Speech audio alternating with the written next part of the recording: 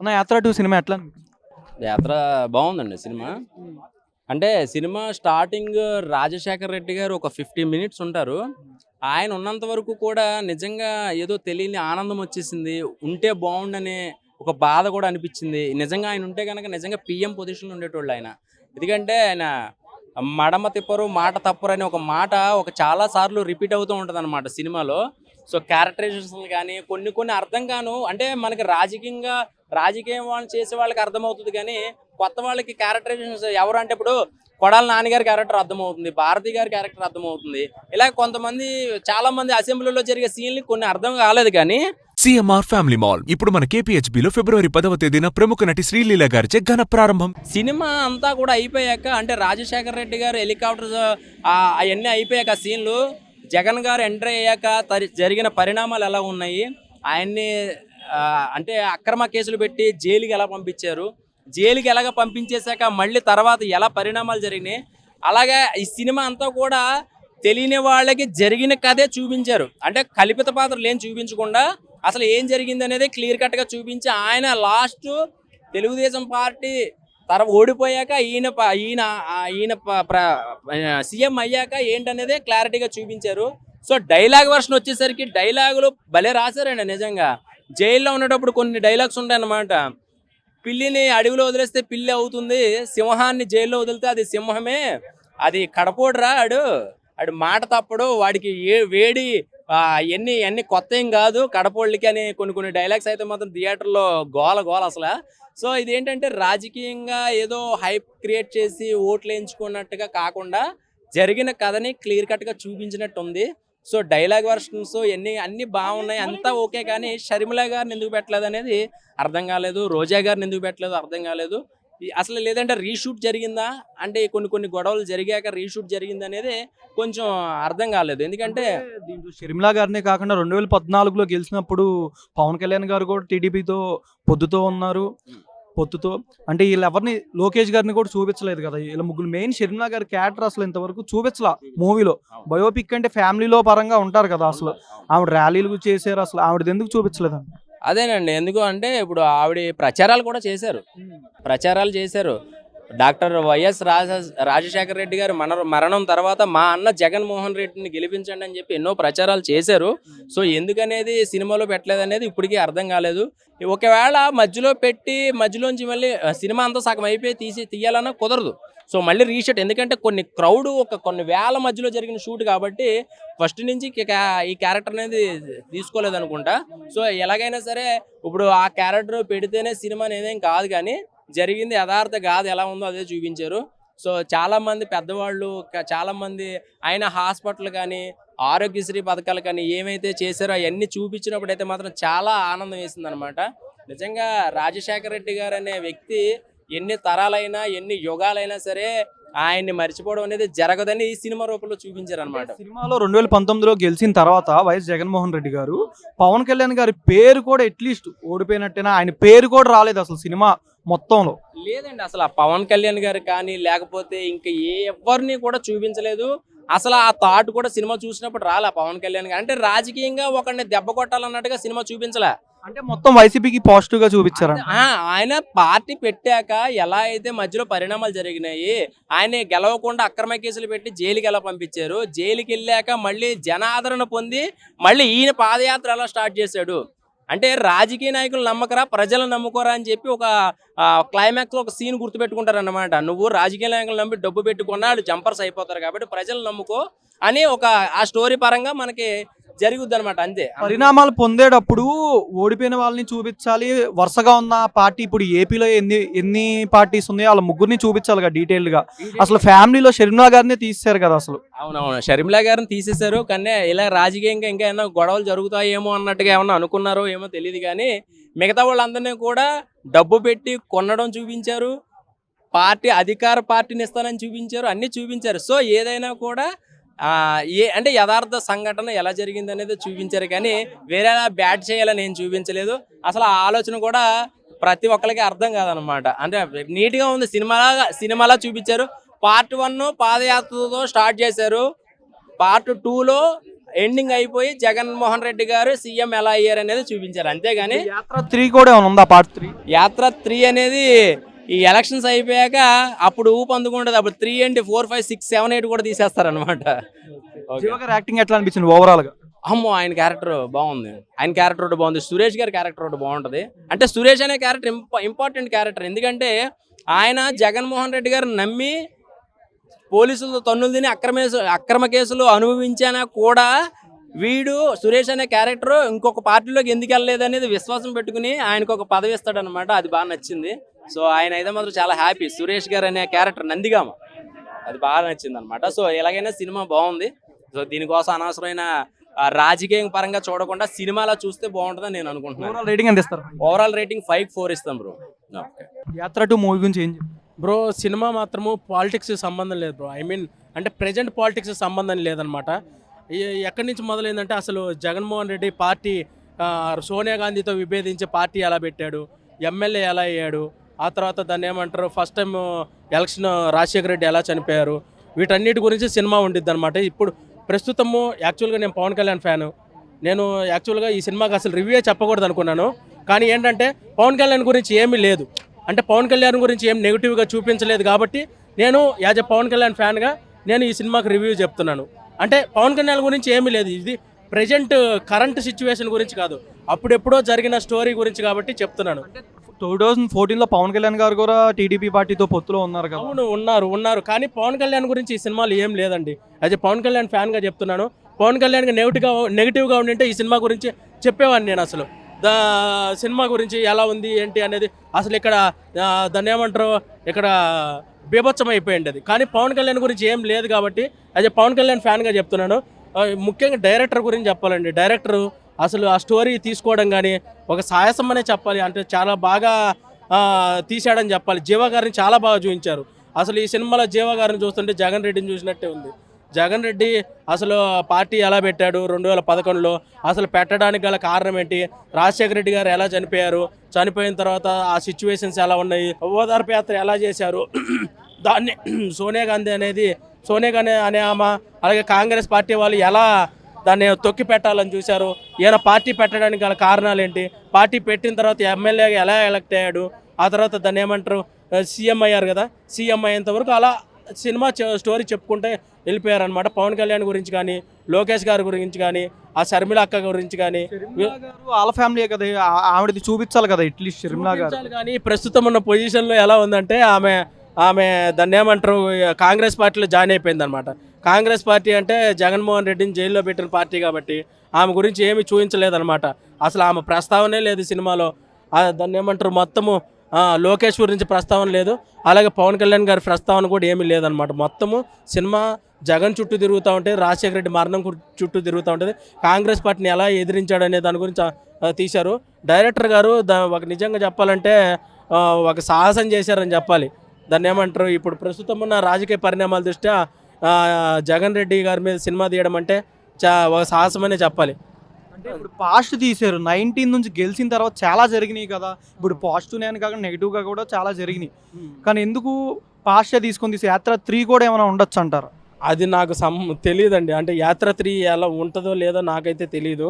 కాకపోతే దాన్ని ఏమంటారు ఇప్పుడు పాస్ట్ ఎలా గెలిచాడు అనే దాని గురించి మాత్రమే సినిమా తీశారనమాట. అదండి అసలు మామూలుగా అయితే ఓ పవన్ కళ్యాణ్ ఫ్యాన్గా నేను ఈ సినిమాకి రివ్యూ చెప్పకూడదు అనుకున్నాను, కాబట్టి ఏదో అడిగారు కాబట్టి చెప్తున్నాను. Thank you. ఓవరాల్ రేటింగ్ ఎంత ఇస్తారు? 5 రేటింగా 3 ఇవ్వచ్చు బ్రో అవుట్ ఆఫ్ 5. యాత్ర 2 సినిమా ఎట్లా అనిపించింది అన్న? చూసిన ప్రతి ఒక్కరు చెప్తున్నా, ప్రతి ఒక్కరు దీన్ని సినిమాలాగా చూడట్లేదన్న, అంతా పాలిటిక్స్ అని చూస్తున్నారు. బాబు మీ అందరికి ఒకటి చెప్తున్నా, ముందు సినిమాలా చూడండి. సినిమాలో స్టోరీ కానీ కంటెంట్ కానీ నాకు చాలా బాగా నచ్చింది అన్న. అంటే అప్పుడు ఎప్పుడో విన్నాము రాజశేఖర్ గారు ఎలా ఉన్నారు, జగన్ అసలు సీఎం ఎలా అయ్యాడు, ఆ కేసులు ఏవో వింటూ వస్తున్నాము. ఏవి నిజాలు ఏవి అబద్ధాలు ఏం తెలీదు. కానీ సినిమాలో మాత్రం థియేటర్లో ఇలా చూసేసరికి ఓ ఇలా జరిగిందా అలా జరిగిందా అని అయితే నాకు అనిపించింది. జీవ గారి యాక్టింగ్ అన్న నిజంగా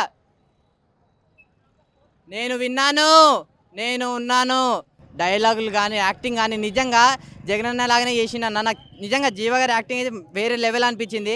మమ్ముటి గారి యాక్టింగ్ కానీ జీవ గారి యాక్టింగ్ కానీ చాలా అంటే చాలా బాగా నచ్చింది అన్న. నిజంగా ఫస్ట్ సోనియా గాంధీ అన్న, అసలు మేడం అంటే మేడం అన్న, అసలు మేడంని ఎలా చూపించారు, అసలు మేడం అసలు మాకు ఎలా ఉంటారు ఏందో అవంతా తెలియదు. కానీ నిజంగా అంటే మేడం కోసం ఒక ప్రైమ్ మినిస్టర్ కూడా వెయిట్ చేయడం కానీ, ఆ మేడం గారి యాటిట్యూడ్ కానీ, అది చూపించే విధానం కానీ చాలా అంటే చాలా బాగా చూపించారన్న. ఇంకోటి ఫస్ట్ బీజిఎం అన్న, అంటే ఎక్కడెక్కడ బీజిఎం కావాలి, ఎక్కడెక్కడ బీజిఎం వద్దు, ఎక్కడెక్కడ గూస్ బంప్ సీన్స్ వచ్చేవి కానీ, ఎమోషన్ సీన్స్ కానీ, బీజిఎం కూడా ఎవడు కొట్టాడు కానీ కొట్టేసిర్రు. నాకు చాలా అంటే చాలా బాగా నచ్చింది. ఇంకోటి అంటే సినిమా స్టోరీ ఏంటంటే అసలు జగన్ ఉంటాడా, సీఎం ఎందుకు అయ్యాడు, ఎలా అయ్యాడు, ఎవరి వల్ల అయ్యాడు, ఇది ఒకటన్న ఈ పాయింట్. ఇంకోటి ఒకప్పుడు అంతా కాంగ్రెస్ ఉండేది, అలాంటి కాంగ్రెస్ నుంచి అది వైఎస్ఆర్ కాంగ్రెస్గా ఎందుకు మారింది, ఎలా మారింది, ఎవరు మార్చారు, ఇదన్న ఈ రెండు కాన్సెప్ట్స్ మీదనే మీరు సినిమాకి వెళ్ళండి, మీకు ఈ రెండు మీకు తెలుస్తుంది. ఇప్పటికి కూడా అసలు నిజంగా జగన్ అన్న గ్రేట్ అనే చెప్పుకోవచ్చు అన్న. ఎందుకంటే అలాంటి ఎన్నో 150-160 ఇయర్స్ ఉన్న హిస్టరీని మొత్తం అంతే ఆ పార్టీకి చాలా అంటే చాలా పెద్ద పార్టీ అది. ఆ పార్టీకి ఎదుర్కొని ఒక సామాన్యుడిగా ఒక కొత్త పార్టీ చేసి అతను గెలిచిండన్న, అది గొప్పతనమైన చెప్పుకోవచ్చు అన్న. సో ఓవరాల్గా చెప్పేది ఏంటంటే ఈ పార్టీ ఆ పార్టీ ఏ పార్టీ అన్ని పార్టీ వాళ్ళు కూడా కలిసిమెలిసి వచ్చి చూడాల్సిన సినిమా యాత్ర 2 సినిమా అన్న. అంటే వైసీపీ పార్టీకి మొత్తం పాజిటివ్గా సినిమా తీసారని కూడా అంటున్నారు కదా.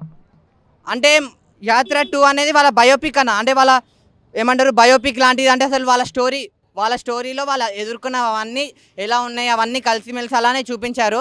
సో ఇది ఒక పార్టీకి సపోర్ట్గానే అని మాత్రం చెప్పాను. నాకు కొన్ని అయితే అలానే అనిపించింది అన్న. సో ఎలక్షన్స్ ముందు కాబట్టి సో అందరూ పార్టీ కోసమే సినిమా చేసిండు, పార్టీ గెలిపించుకోవాలనే సినిమా చేసిన అనుకుంటారు కదా, అదంతా కాదయ్యా. అసలు జగన్ అసలు పులివెందులలో ఒక ఎమ్మెల్యేగా స్టార్ట్ అయ్యి పిఎం వాళ్ళని ప్రెసిడెంట్ వాళ్ళందరినీ ఇండియా సెంట్రల్ గవర్నమెంట్ని ఎదుర్కొని వాళ్ళంతా కష్టపడ్డారంటే వాళ్ళకే భయపెట్టినంటే మీరే అర్థం చేసుకోండి. సో సినిమాలో అయితే ఏదో ఒకటి ఉంటుంది అంటారు కదా, కంటెంట్ కానీ ఏదో ఒకటి తెలుగు వాళ్ళకి అవసరం కదా. సో అదంతా ఉంది. సో అందరు రండి థియేటర్లో వచ్చి చూడండి సినిమాలో పవన్ కళ్యాణ్ గారిని, షర్మిల గారిని, లోకేష్ గారిని ముగ్గురిని అసలు ఏం చూపించలేదని కూడా వస్తుంది. ఏం చూపించలేదన్న, ఎందుకంటే ఇది మన పొలిటికల్ సినిమా కాదు, ఏది కాదు. ఇది సినిమా వాళ్ళ స్టోరీ వాళ్ళకి. అంటే వాళ్ళ స్టోరీ అంటే 14లో గెలిచినప్పుడు పవన్ కళ్యాణ్ గారు పొత్తులో కూడా ఉన్నారు కదా, దానికి అసలు పవన్ కళ్యాణ్ గారి స్క్రీన్ ప్రెజెన్స్ అట్లీస్ట్ ఏది చూపించలేదు అని కూడా ఉంది కదా సినిమాలో. అవునన్నా, పవన్ అన్నని చూపించలేదు, అటు షర్మిలకని చూపించలేదు, లోకేష్ బాబుని చూపించలేదు. అది ఎందుకో తెలియదు. అంటే అందరు ఇప్పుడు పాలిటిక్స్ సినిమా అని కూడా అంటున్నారు. సో ఏది నిజమో ఏది అబద్ధమో తెలియదు. సో అంటే చూపించలేదంటే అది వాళ్ళ ఓన్ డైరెక్టర్ వాళ్ళ ఓన్ చాయిస్ అన్న. పవన్ కళ్యాణ్ గారు లేకపోయినా సిస్టర్ షర్మిలాని చూపించాలి కదా ఫ్యామిలీలో, షర్మిల గారిని అసలు అట్లీస్ట్. అంటే ఇప్పుడు మనం చూస్తున్న పాలిటిక్స్ పరంగా చూస్తే అయితే ఉన్నవైతే అలా ఉన్నాయన్న. అంటే షర్మిల గారు జగన్ అన్నకు ఆపోజిట్గా పార్టీ కాంగ్రెస్లో చేరడం కానీ అవన్నీ ఉన్నాయి కాబట్టి సో వాళ్ళకే అండర్స్టాండింగ్ లేదు, బ్రదర్ సిస్టర్స్కి అండర్స్టాండింగ్ లేదు కాబట్టి సో సినిమాలో కూడా ఎలా అయితే ఉంటుందో అలానే చూపించారన్న, అంతే. కాంగ్రెస్ పార్టీ గురించి అంటే ఏం చెప్తాం? మూవీలో కాంగ్రెస్ పార్టీ మొత్తం సెంట్రల్ అంతా స్టేట్లో మొత్తం ఓడిపోయినట్టు చూపించారు కదా. ఏపీలో అసలు కాంగ్రెస్ పార్టీ లిస్ట్ కూడా రాకుండా చూపించారు లాస్ట్లో. దీని గురించి అంటే ఏం చెప్తారు? అంటే నాకు కూడా తెలియదు అన్న అంతగా, అది నిజం అయ్యిందేమో 2014లో ఆ టైంలో జరిగినప్పుడు. అప్పుడు సో చెప్పలేమన్నది. అంటే అప్పుడు నిజంగానే కాంగ్రెస్కి సీట్లు రాలేవేమో, ఎవరికి తెలుసు అన్న. ఒకవేళ నిజంగా రాలేదేమో సో అలానే చూపించారేమో అనుకుంటున్నాను నేనైతే. నాకైతే అసలు వైఎస్ఆర్ చనిపోయినప్పుడు అయితే నాకు బాధగా అనిపించింది అన్న. అంటే రియల్ సీన్లు కానీ కొన్ని సీన్లు అలా పెట్టారు. సో అలా బాధ అనిపించింది. లాస్ట్లో జగన్ సీఎం అయినప్పుడు కూడా హ్యాపీ అనిపించింది అన్న అప్పుడు. సో అన్నట్లే అతను పనులు చేస్తున్నాడు. అంటే ప్రతిదానికి ప్రతిపక్షం ఉన్నట్లే సో సినిమాలకు కూడా నెగిటివ్ వాళ్ళు ఉంటూనే ఉంటారు కదా. సో వాళ్ళు కూడా చెప్తారన్న, వాళ్ళు ఇష్టమైనవి చెప్తారు. సో మీరు అవన్నీ నమ్మకండి, సినిమాకి అయితే వచ్చి చూడండి. ఓవరాల్ రేటింగ్ ఎంత ఇస్తావు? రేటింగ్ అంటారా, మనం ఎవరైనా రేటింగ్ ఇవ్వడానికి అసలు రేటింగ్ ఇచ్చే సినిమానే కాదన్న. సినిమా అయితే వేరే లెవెల్. యాత్ర సినిమా ఎట్లా అనిపించింది? అందరికీ నమస్కారం అండి. యాత్ర 2 మూవీ చూడడం జరిగింది.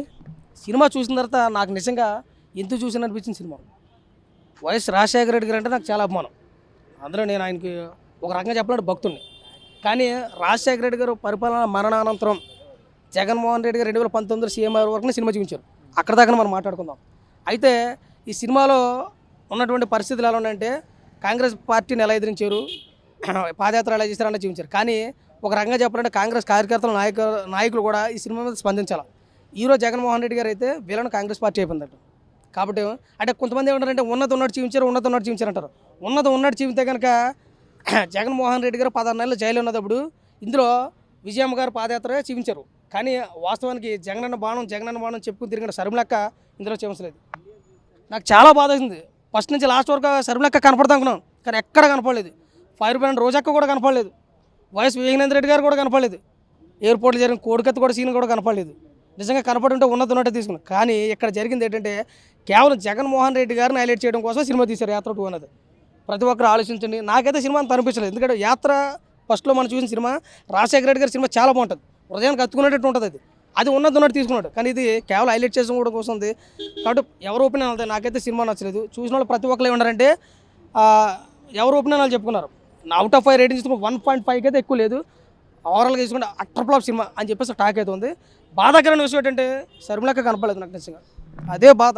ఫైర్ బ్రాండ్ రోజక్క లేదు, వివేకానంద రెడ్డి గారు లేరు, ఎందుకు లేరు మాకు కొడాల నాని గారు ఉన్నారు ఇందులో. మాకు అదే దుర్మార్గం. అసలైన లేదు కొసలను పెట్టుకున్నారు, చాలా బాధ అనిపించింది. యాత్ర 2 సినిమా ఎట్లా అనిపించింది? భయ్యా ఇప్పుడే యాత్ర 2 సినిమా చూశాను భయ్యా. సినిమా పరంగా సూపర్ భయ్యా. సినిమాలు వేరు, పాలిటిక్స్ వేరు భయ్యా. ఒకటే చెప్తున్నాను, వైఎస్ జగన్మోహన్ రెడ్డి గారు డాక్యుమెంటరీలానే తీశారు. అంటే ఎంతవరకు వాస్తవం ఉందో, ఎంతవరకు నిజం ఉందో, ఎంతవరకు అబద్ధం ఉందో అది మనకు తెలియదు. సినిమా పరంగా నన్ను అడుగుతున్నారు కాబట్టి నేను సినిమా పరంగా చెప్తాను. మమ్మూటి గారు యాక్టింగ్ చాలా బాగుంది, జీవా గారు యాక్టింగ్ ఎరగదీసాడు. ఆ డైలాగ్ రైటింగ్స్ హైలైట్గా ఉన్నాయి. సో ప్రతి ఒక్క సీన్ ఎలా ఉందంటే ప్రతి ఒక్కడికి ఎమోషనల్ కనెక్ట్ అయ్యే సినిమా. సరే, ఇప్పుడు అంటే మూవీలో షర్మిలా గారి క్యారెక్టరే లేదు అసలు. ఫ్యామిలీ పరంగా బయోపిక్ షర్మిలా గారు అప్పుడు సపోర్ట్ చేస్తూ తిరిగారు జైల్లో ఉన్నప్పుడు, ఆవిడది లేదు. పవన్ కళ్యాణ్ గారిని చూపించలా, లోకేష్ గారిని చూపించలా అసలు మూవీలో. అంతా వైసీపీ పార్టీకి పాజిటివ్గా ఉన్నట్టు ఉంది కదా. ఇప్పుడు నువ్వు డబ్బు పెట్టి నువ్వు ఒక సినిమా తీసుకున్నావు అనుకో, ఎటు చూసినా నువ్వే కనబడతావు. ఒక పక్క నేను తీసుకున్నాను అనుకో, నేనే కనబడతాను. ఆయన సినిమా ఆయన లేకపోతే ఇంకెవరు ఉంటారు? కాబట్టి వైఎస్ షర్మిలా గారు కూడా ఎందుకు మిస్ అయ్యారో కూడా నాకు కూడా తెలీదు. నేను ఇప్పటిదాకా అక్కడ పోరాడుతాను, నెక్స్ట్ యాత్ర 3లో అయినా సరే వైఎస్ఆర్ షర్మిలా గారిని పెట్టండి అని చెప్పేసి. ఇంకోటి వచ్చి శ్రీరెడ్డి ఏది అంటాడు, శ్రీరెడ్డి ఆమె చేపల పులుసు చేసుకుంటుంది, ఆవిడకి వీడికి సంబంధం ఏంటో ఒకటి అర్థం కాదు. ఇకపోతే అన్న రోజా గారు కూడా కనిపించట్లేదు అంటున్నారు. అరే అప్పుడు నేను చెప్పా, అరే వ్యాలంటైన్స్ డే వస్తుంది కదా, సో హస్బెండ్తోనే పిల్లలతోనే సరదా గోవాకి వెళ్ళి ఉంటారు, అది సెకండరీ. అది అవన్నీ అపార్ట్ ఫ్రమ్ దట్ అన్ని తీసుకొచ్చి ఇందులో మెన్షన్ చేస్తూ ఉంటారు. అంటే 2014లో ఓడిపోయినప్పుడు టీడీపీతో పవన్ కళ్యాణ్ గారు కూడా పొత్తులో ఉన్నారు కదా, అంటే సపోర్ట్ చేశారు. ఎందుకు చూపిస్తారు అసలు పవన్ కళ్యాణ్ గారిని? సినిమా వేరు, పాలిటిక్స్ వేరు. కానీ ఈ సినిమా ఎవరైతే వైఎస్ జగన్మోహన్ రెడ్డి గారి డివోట్స్ అయితే ఉంటారో, ఎవరైనా ఏపీలో ఎవరైనా కావచ్చు, వాళ్ళకి ఖచ్చితంగా సరే చాలా ప్లస్ పాయింట్ అవుద్ది. అంటే చాలా వరకు వాస్తవాలు చూపించట్లేదు, నిజాలు చూపించట్లేదు అంటున్నారు.